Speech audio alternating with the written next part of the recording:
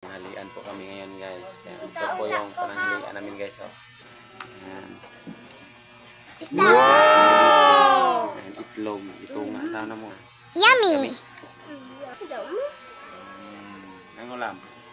Yan, Ming. Yan sila, Ming.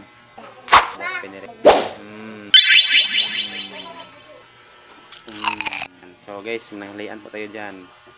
Sino po yung nanghalian dyan? Nanghalian po tayo. Yan, kain po tayo guys. Yan, itlog. Abe, kain tayo guys. Kain tayo. Kain tayo guys. Kain tayo guys. Yan. Bokkop na lang yun, gessen habilin. Bukog na lang yun. Ubos na. Oh no!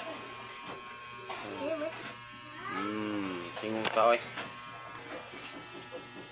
Ito lang ulam namin. Hanggang isang linggo pa itong ulam namin. Natapos kumain. Yan. Bukog na lang yun. Kani guys, maabot. Baka nagsunod semana, no? So, ito muna yung video namin guys. So, salamat sa panonood.